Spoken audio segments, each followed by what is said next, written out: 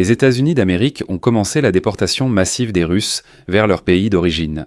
L'administration Trump a entrepris l'expulsion massive des Russes dans des États-Unis, y compris ceux qui demandaient l'asile politique, car ils fuyaient le régime de Poutine.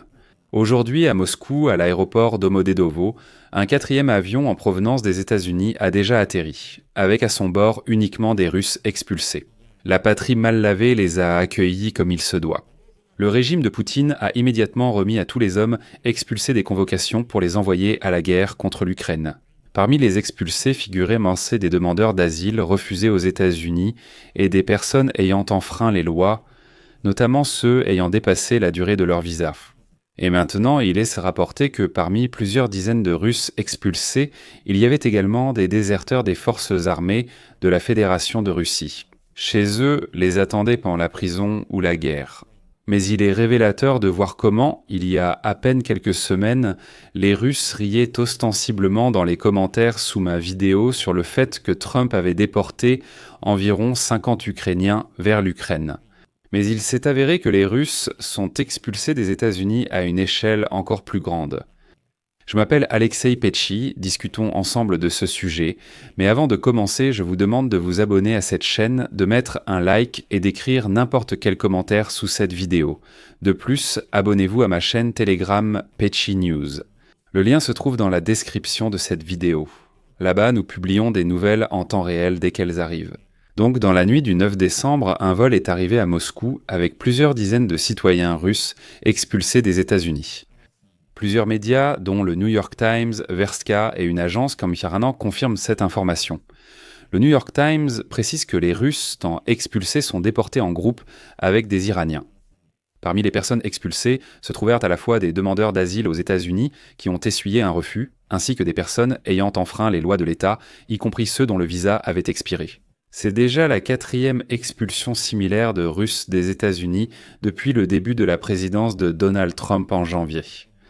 Les trois précédents vols de déportation ont eu lieu en juin et en août 2025. Et parmi les dizaines de personnes expulsées à l'époque, il y avait notamment des déserteurs des forces armées de la Fédération de Russie.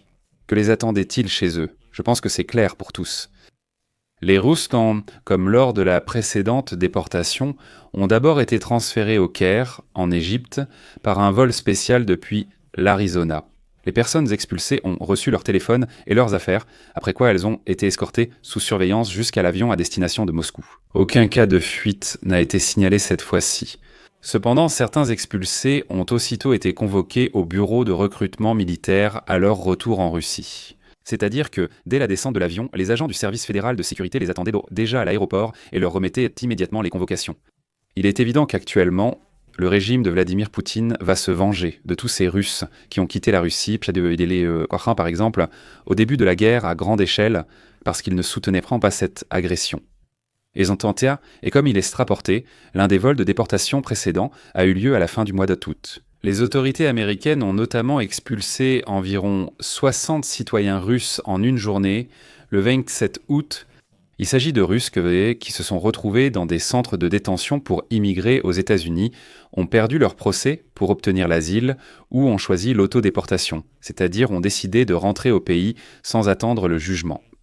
Et la question de l'autodéportation est ici intéressante dans le contexte de certains Russes, les soi-disant libéraux.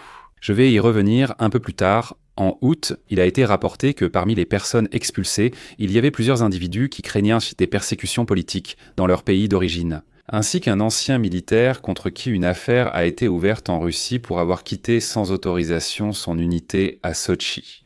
Les voilà. Il a demandé l'asile aux États-Unis, mais a perdu son procès.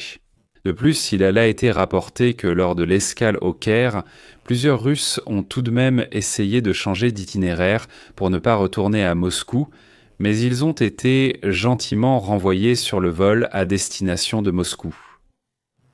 Des agents courtois de l'un des services spéciaux égyptiens, exactement comme les soi-disant gens polis en Crimée à l'époque, ont pris ces Russes par le bras, tout aussi poliment, et les ont tout de même conduits dans l'avion pour Moscou.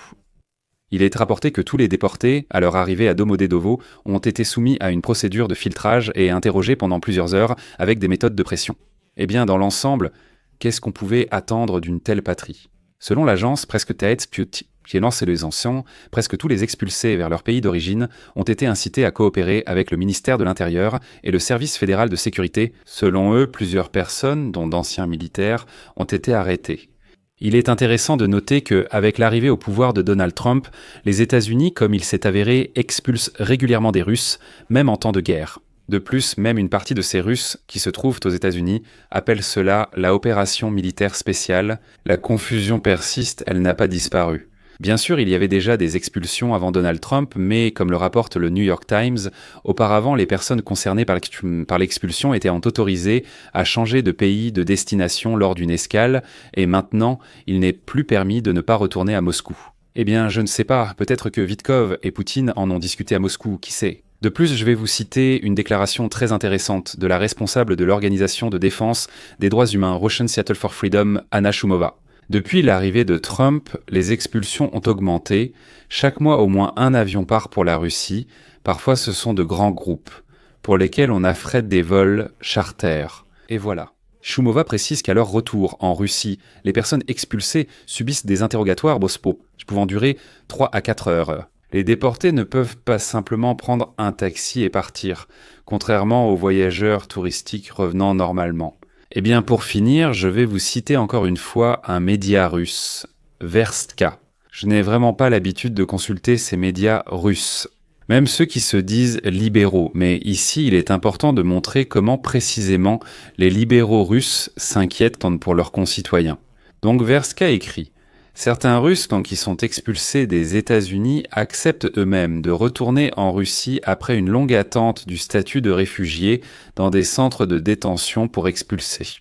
Dans certains cas, les gens doivent vivre dans de telles prisons pendant plus d'1 an, sans possibilité de sortir librement de l'établissement ni de voir leurs proches, et ils attendent eux-mêmes de retourner dans leur pays natal. Cependant, il y a aussi ceux qui sont expulsés contre leur gré.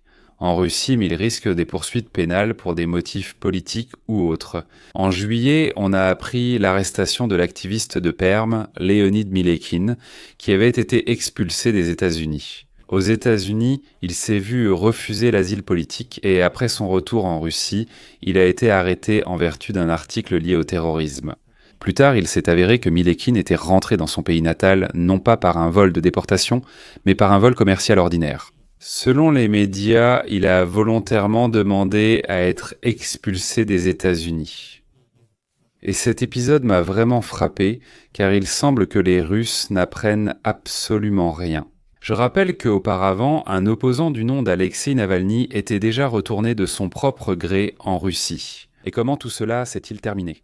Donc je ne comprends pas sur quoi comptait ce Milekin quand il demandait aux États-Unis de le laisser rentrer chez lui. Vraiment, je ne comprends pas sur quoi il comptait.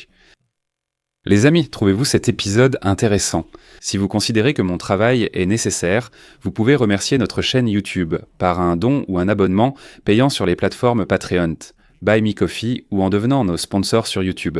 Tous les liens et toutes les informations se trouvent dans la description de cette vidéo. Il est écrit « Soutenir la chaîne Alexei Pesci ». Sélectionnez le format qui vous convient le mieux. Je vous serai reconnaissant pour tout soutien de votre part. C'est tout pour aujourd'hui, prenez soin de vous.